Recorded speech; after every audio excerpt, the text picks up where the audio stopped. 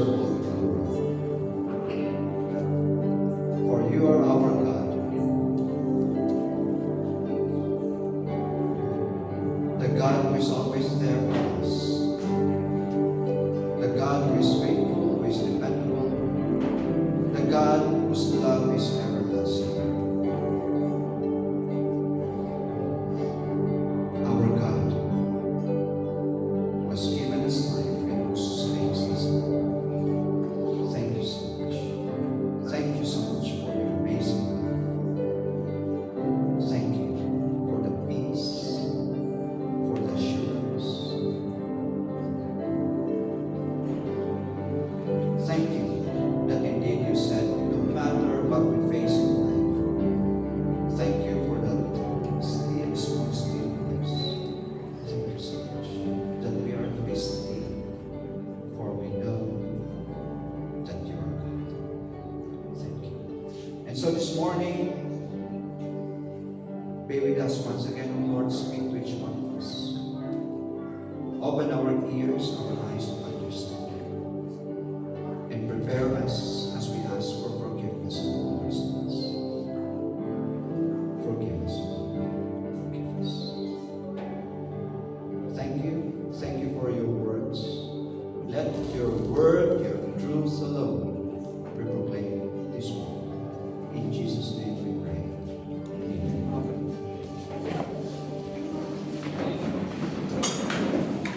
Magandang umaga po sa bawat isa sa atin. Anong libro pala yung ating pinag-aaralan? Anong series? Marcos. Sa libro ni Mark. Saan chapter na po tayo?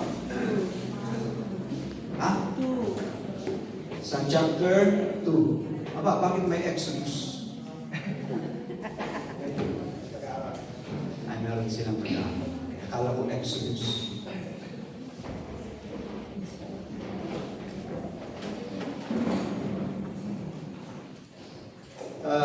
So umagang ito, break muna tayo sa libro ni Mark. Dahil sabi nila, Pastor's Month ngayon at merong celebration. Diba? Celebrate natin ang Pastor's Month. So tayo ay magre-break, pero ang ating magiging yung ating pagsalusaluhan ngayon ay para makita natin yung katapatan ng ating Diyos. Na dahil doon, kumusta nga ba? Ano nga ba ang mga naisip natin sa buhay? Importante kasi yun. Importante. So, ano yung plan natin sa ating buhay? Yung ating anong dream sa Tagalog? Panaginip. Hindi panaginip. Pangarap. Yan. Kasi mahirap naman kung panaginip. Ano yung mga pangarap natin sa buhay? Ano yung parang nakikita natin na gusto nating gawin sa buhay? Lalo na ngayon, mga kabataan, ay dahil nga sa social media ay maaaring may mga nag-i-influence sa atin kung ano yung dapat nating gawin. Yung gusto natin na gawin. Na sa akala natin, yun ang magbibigay ng kontento o kaya saya sa buhay. So, hindi ko alam kung ano yung mga pangarap nyo. Sa akin, ang pangarap ko lang ay nakabase sa aking kaalaman noon na kung matapos ko ang aking pag-aaral, kung ako ay makapagtrabaho, okay na. At kung may ma-inlove sa akin, at magkaroon ng pamilya, may mga anak, at ang mga anak ay makapag-aral na sila, matustusan yung kanilang mga pangarap din sa buhay. Ganun, okay na ako. Kontento na ako. Ganon yung alam ko na yung pangarap ko. Kasi yun ay base sa aking kaalaman noon. Kayo po, ano yung pangarap niyo? Noon. Meron bang pagbabago yung pangarap natin noon, yung mga naisip natin noon, at ngayon na tayo ay nasa pamilya ng ating Diyos. Na tayo ngayon ay nakikilala natin ang Diyos. Nalalaman natin ang Kanyang salita, ang mga katotohanan. Meron bang pagbabago sa ating mga desires sa buhay? So salamat. Salamat at andyan ang Diyos na tayo ay talagang ituwid. Para yung mga pangarap natin noon, yung mga desire natin noon, although sa tingin natin ay maganda naman at talagang dapat lang na naisip natin. Dahil nga, dito pa rin tayo sa mundo, kaya ang gusto natin ay maging successful sa ating buhay, sa ating career. Di ba, gano'n? Pero salamat at merong tinutuwid tayo ng Diyos para malaman natin yung dapat na naisip natin sa buhay. Na yun dapat ang ating gugustuhin. Yun dapat ang talagang gusto natin i-achieve. Di ba? So maganda yun. Kaya tignan po natin ang verses 1 to 4 ng Psalm 27. Sabi po dito, "The Lord is my light and my salvation. Whom shall I fear? The Lord is the strength of my life. Of whom shall I be afraid? When the wicked came against me to eat up my flesh, my enemies and my foes, they stumbled and fell. Though an army may encamp against me, my heart shall not fear. Though war may rise against me, in this I will be confident."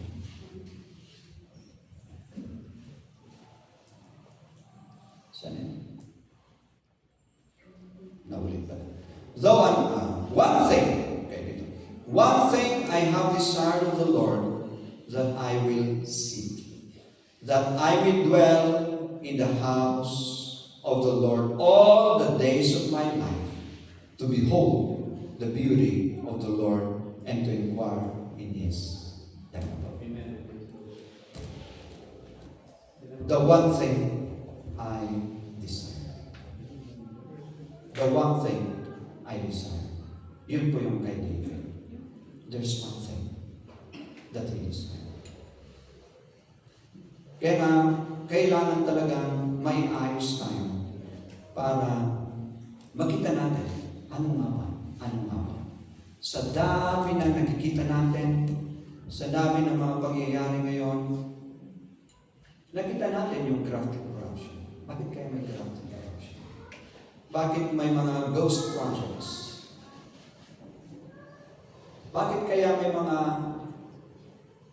gusto na talaga magpayaman ng magpayaman? Bumili ng maraming sasakyan. Hindi lang ordinaryong sasakyan. Yung mga tinatawag na talagang mamahalin, mga luxury cars. Bakit kaya hindi tayo makontento sa meron tayo? At dahil doon, ay nandoon. Ginagawa natin yung hindi dapat na gawin.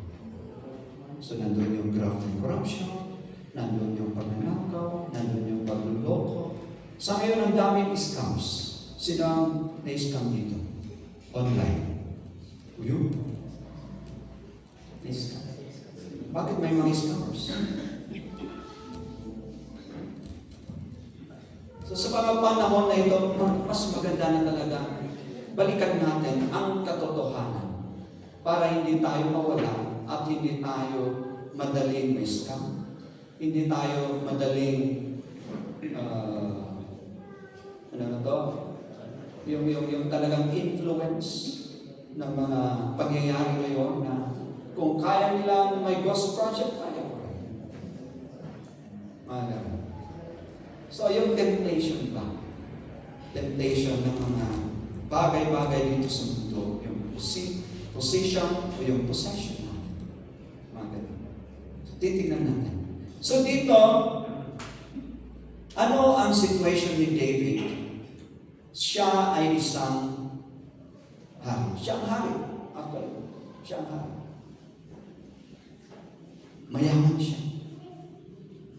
At talagang, dahil nga sa kanyang katungkulan bilang hari, ay talagang, He is powerful.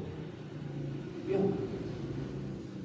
Kung yan ka, kung ikaw ang hari, mayaman ka, powerful ka, meron ka pa ba ibang hanap-hanap? O okay niya? Meron. Ano pa bang may kulang pa ba sa inyong buhay kung ikaw ang hari? At pwede mong utusan kahit sino dyan. Na kaya mong sabihin na ito ang gusto ko at talagang ibibigay sa'yo. Na kung may gusto kang bilhin, pabibili mo. Yan si David. Yan yung kanyang situation. Pero kahit na ganon, makita natin na hindi pala naging madali rin yung kanyang buhay. Hindi rin pala sabi natin na relax lang, nakarelax. Dahil makita natin na sabi dito ay may mga tao na may masasama talagang balak sa kanya. Wicked men going against him. There were wicked men. He had enemies, foes attacking him. And hindi lang basta-basta na mga tao ito. Hindi lang basta-basta na mga kalaban. Kundi talagang mighty army surrounded him at that time. Isipin mo, ikaw ang hari. You're powerful because of that position. And yet, meron kang mga kaaway. And then surrounded ka ng talagang malakas din na army. Anong gagawin mo? And they declared war against him. Yun yung kanyang situation at that time. Pero salamat dahil ito pa rin ang sinabi ni David, yung kanyang declaration. I have nothing to fear. I have no reason to be afraid, and I am confident. Sa mga pagkakataon, kagaya ngayon, maraming mga lindol, talagang maraming challenges sa ating buhay. Masasabi rin ba natin ito? I have nothing to fear. Kaninong motto yung no fear? May mga nababasa natin, no fear. Sabi doon, mga speakers. Masasabi, confident kaya sila na nagsasabi, naglalagay ng kanilang stickers, no fear? Ano yung basihan na masasabi nila that they have no fear? Ano kaya yung kanilang tinatayo? Kumusta na po ang ating buhay? Masasabi ba natin na we have nothing to fear? We have nothing to be afraid of? May lindol, may bagyo, may mga pagkakataon ba na naisip niyo? Wala na yata kapag-asa ang Pilipinas. Dahil sa graft and corruption, matapon na lang ako. May mga pagkakataon ba na naisip niyo yan? Ako, may mga naririnig ako na awakan ng Pilipinas. Kawang pag-asa. Nukastoy, iti klase, iti tao, magpugtugaw, awakan ng pag-asa. Sabihin ko sana sa kanila kung wala nang pag-asa, kung yun talaga ang klase ng mga mutante, kung ganun tayo ng mga mutante. Di ba? Mga ganun. So, meron din tayo. Meron din tayo. But can we say, like David, despite the army, the mighty army surrounding him, that we have nothing to fear, that he is not to be afraid, and he has confidence.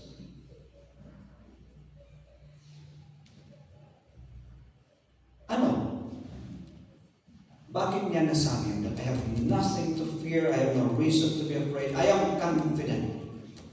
It is because of his dependence on God. His confidence is on God. Ganon din po ba tayo? Na si Dren kanina, yung kanyang testimony na mag-pray lang po ba tayo kung may pangyayari? Hindi natin alam kung anong mangyayari. Nagpapasalamat siya sa Diyos. Salamat, nag-pray ako. Kaya nakarelax ako ng lumindol. Paano kung lumindol sa kanilang mag-pray? Dahil sa takot. Di ba? So his confidence, his dependence was on God, and that is the reason why he said, I have nothing to fear. I have no reason to be afraid. Kasi nakita niya, kilala niya ang Diyos. Sabi nga doon sa ating nabasa, that the Lord is his light. Pag ilaw ang pinag-uusapan, ang binabanggit, ano ang ibig sabihin dito? Ano ang nakikita niyo? Naisip niyo, pag ilaw ang ating binabanggit, yung liwanag na ibinibigay ng ilaw. Napagtago ang darkness. Liwanag. Minsan magulo yung ating kaisipan, di ba? Hindi natin alam kung ano ang ating direction. Hindi tayo makapag-isip ng tama dahil na sa mga pangyayari sa atin. So, si David talaga, siguro inisip din niya, ano kaya ang aking gagawin? Ganito naman yung aking kalaban. Wala na yata akong matatakbuhan. Siguro meron din na naisip niya. Pero naibalik sa kanya na the Lord is my light. So kung ilaw ang ating pinag-usapan, yung liwanag ng Diyos na sinasabi doon, He will guide us, He will direct us, He will let us know what is the truth.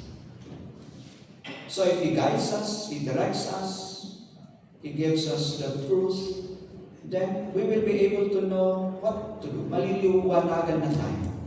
Kasi malalaman natin ang katotohanan. Sa mga panahon na ito,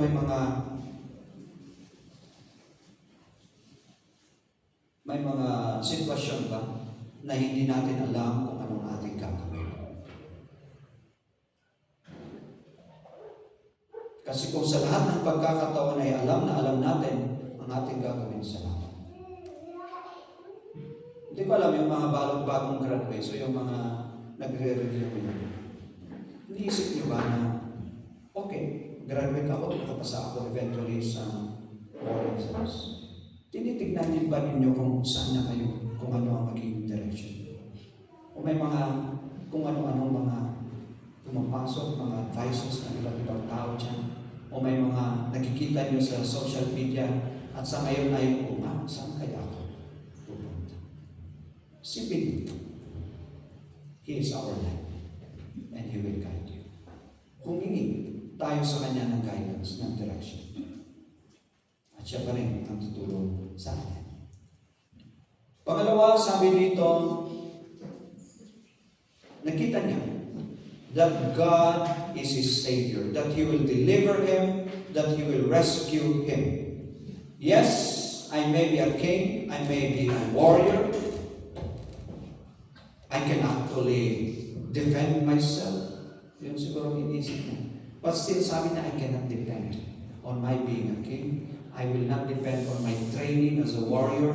I will not depend on the fact na meron din akong army.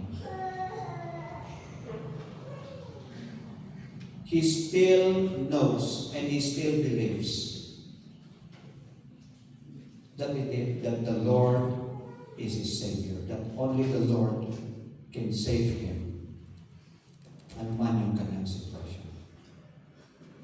Walang iba. Ang Diyos pa rin.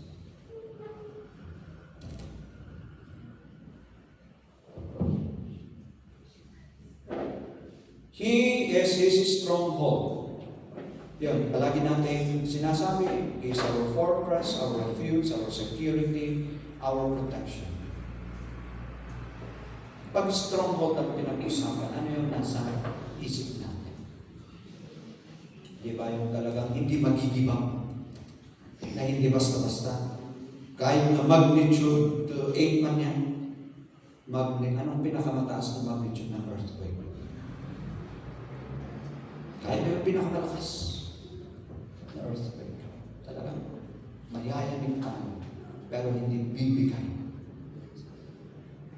Hindi guguho. Yan ang ating Diyos. Yan ang ating Diyos. So, sino ang inyong stronghold?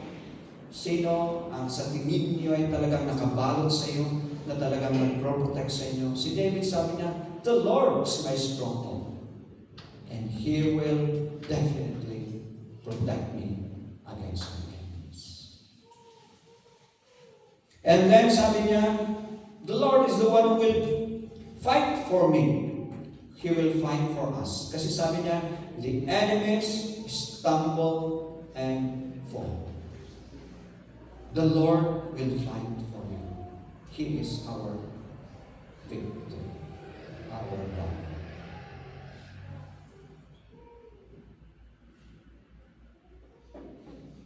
Sana ganito rin tayo, no? Kagaya ni David na kilala natin ang Diyos. He is our courage, our strength. Yes, there's a mighty army surrounding me, and they declared war against me, but I am confident that the Lord will be there to fight for me.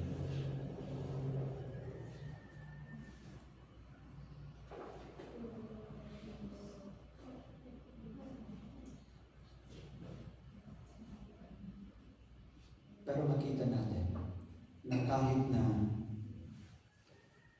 sa akala natin ay matibay yung ating pananampalataya sa Diyos. Si David, na-tempted siya. Na-tempted siya. Sabi nga dito sa 2 Samuel, chapter 11, verses, pagbasahin natin hanggang sa 5 dapat ito. Okay, 2 to 5. Then it happened one evening that David arose from his bed and walked on the roof of the king's house. And from the roof he saw a woman bathing. And the woman was very beautiful to behold. So David sent and inquired about the woman. And someone said, "Is this not Bathsheba, the daughter of Eliam, the wife of Uriah the Hittite?" Then David sent messengers and took her, and she came to him, and he lay with her, for she was cleansed from her impurity. And she returned to her house, and the woman conceived, and so sent and told David and said, "I am with child."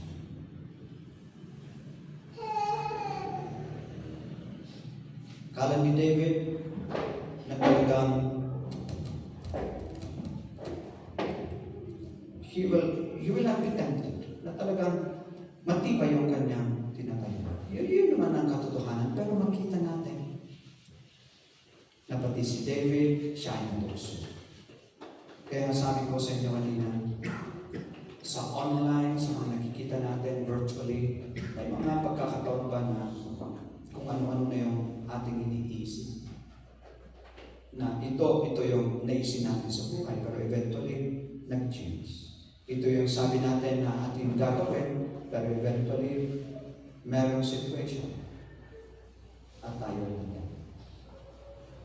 Si David, despite the fact that he has been proclaiming that the Lord is my light, He is my Savior, my stronghold, my victory. And yet, makita natin. And then sa verse, chapter 12, ito ang nakita natin. "And the Lord struck the child that Uriah's wife bore to David, and it became ill. David therefore pleaded with God for the child, and David fasted and went in and lay all night on the ground. So the elders of his house arose and went to him to raise him up from the ground, but would not, nor did he eat.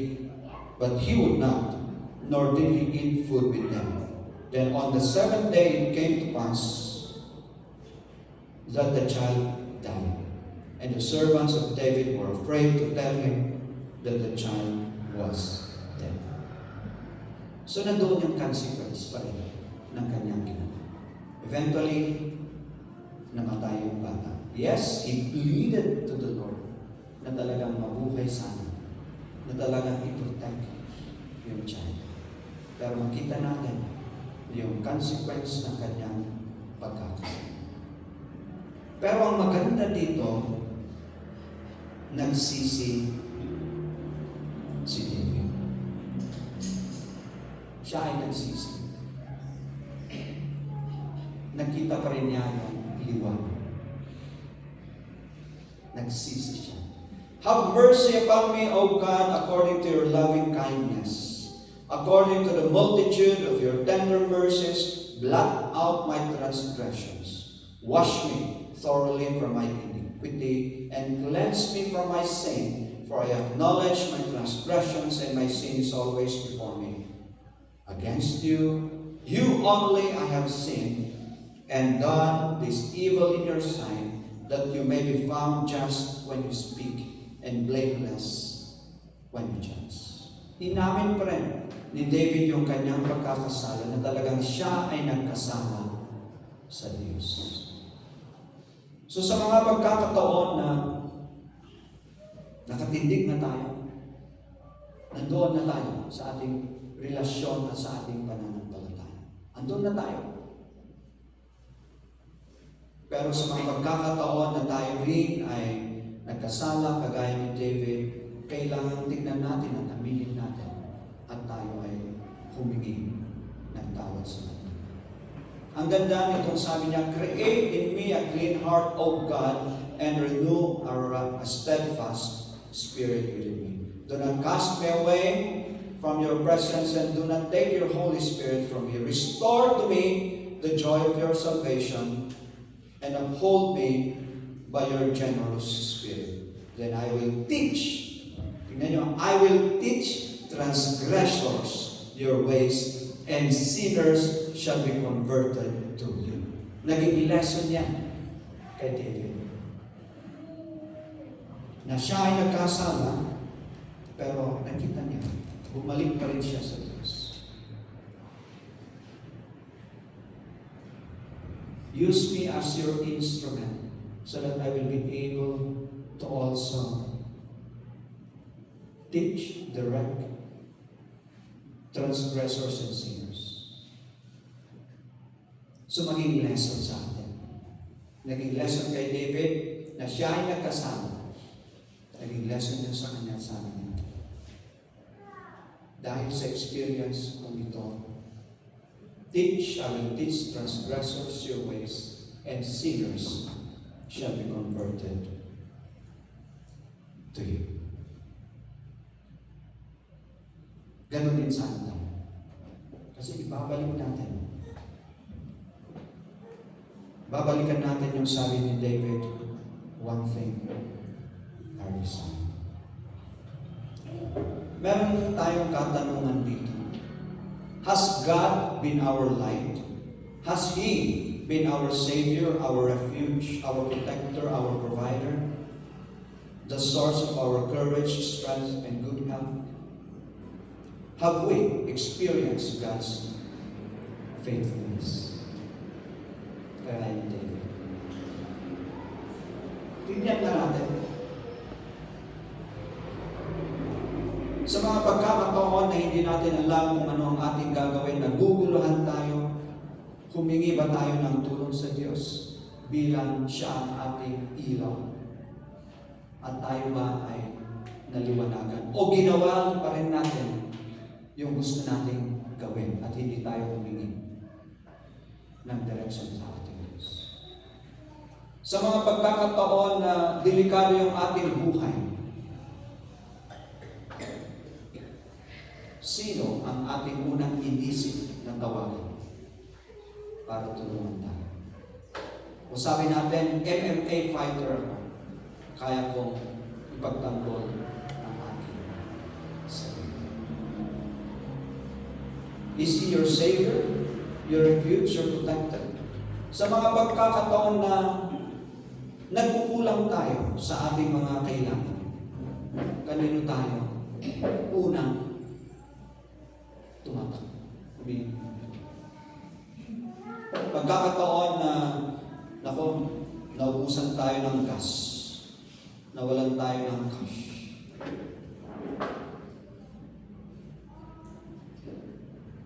Sa mga pagkakataon na, kagaya ngayon, ang dami talagang pangyayari at parang nanlalambot na tayo. O sa mga pagkakataon na meron tayong sakit. Kanina. Have you experienced the faithfulness of God? Yun ang experience ni David. Kilala niya ang Diyos, pero nagkasala pa rin siya. Pero bumalik pa rin siya, inamin niya yung kanyang pagkakasala sa Diyos. At humingi siya, talagang nag-pray siya. Sabi niya, change my heart. Change my heart. So makita natin sa verse 4, dito na yung naging declaration ni David. The one thing I desire. One thing I desire. If we have a lot of desires, then kailangan tignan natin. Because there is one thing, yung pinaka na dapat natin naisip sa buhay. And for David, despite being king, wealthy, powerful, despite everything na talagang nasa kanya na, makita natin na hindi yon yung gusto niya. He was blessed. And yet he said, this is what I desire. To dwell in the house of the Lord forever. To dwell in the house of the Lord forever. To be with Him, because it is His presence that I need. To have an intimate relationship with Him.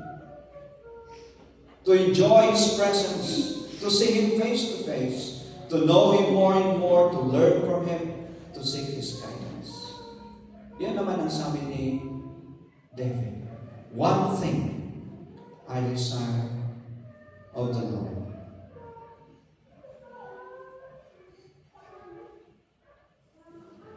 One thing I have desired of the Lord, that I may seek, that I may dwell in the house of the Lord all the days of my life, to behold, to see, to experience His beauty, to inquire in His temple, to worship Him forever and so.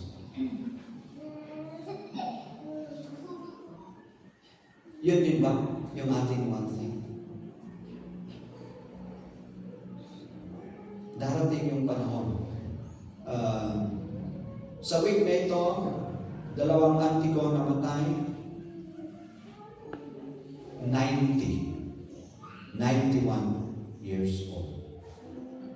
Ang haba. Sa father side ko, born 1934 January. Sa mother side ko, kapatid mismo ng nanay ko, born 1934 November. Mag-91 sana sa November. 91.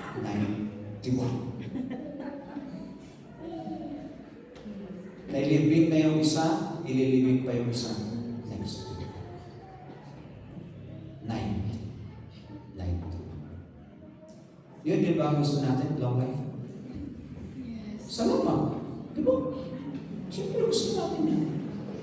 Pero eventually, the reality is may katapusan. May katapusan. Pagkatapos ng 90, ng 100 years, na buhay natin dito sa mundo, ano na? what really is the one thing that we desire eventually. You know, eventually that we will be having, that we will be enjoying forever. To dwell in the house of the Lord all the days of our life. Dapat yun din.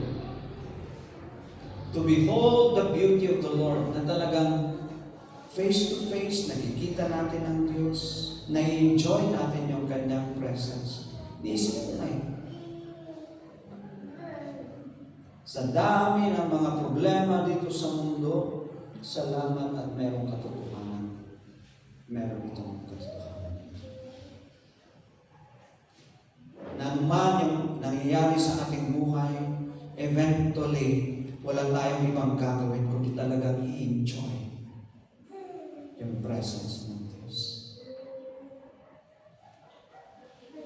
Di ba? Yayakapin tayo. Hawakan yung ating kamay. Maglalakad tayo. Ganun kaya? Hindi ko alam. Pero definitely, ito yung talagang kagalakan na hindi mo siguro talaga ma-define. Ma-describe. Yun siguro yung kagalakan.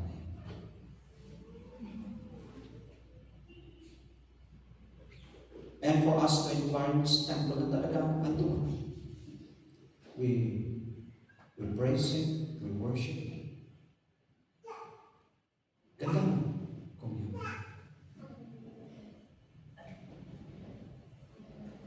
At bago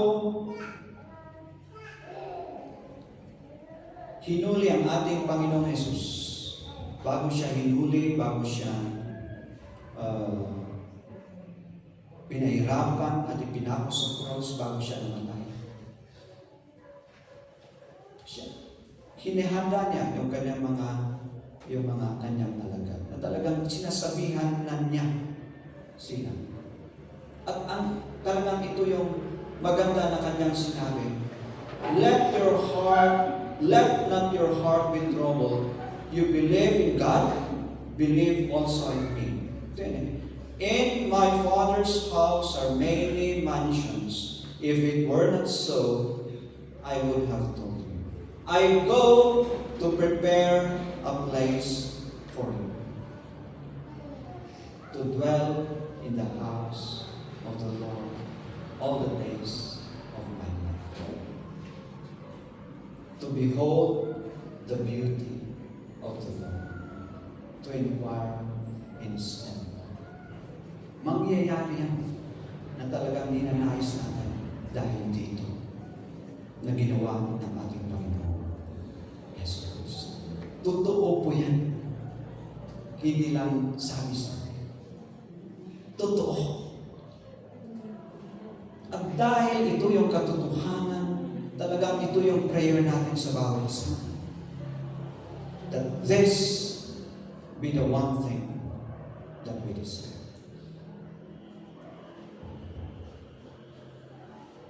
To be with the Lord forever. Because this is the promise. He has prepared the place. And sabi niya, I will come again and receive you to myself, that where I am, there you may be also. Where I am, there you may be also. Gusto niyo yun? Let that be our desire. That where Jesus Christ is, our Lord, our Savior, there will be also for all eternity.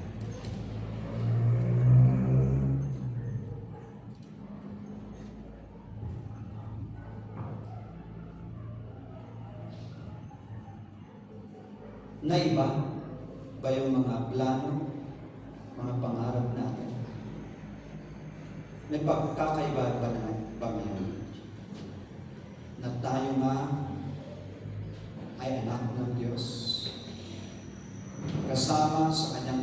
yan dahil nga sa ating pananampalataya sa ating Panginoong Yesu Cristo. That if we receive Him, believe Him, then we have that privilege to become children of God. Ngayon, at tayo ay anak ng Diyos. Meron bang nabago?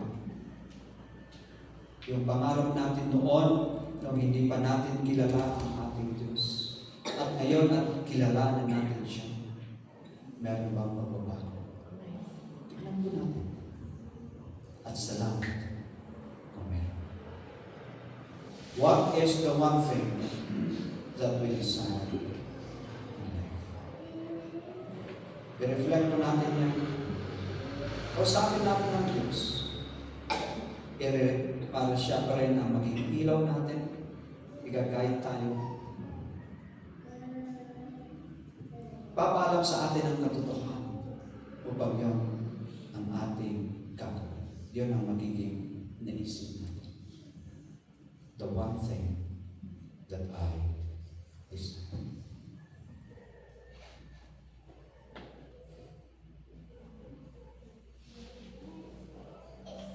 Aming Panginoon, kami po ay nagpapasalamat.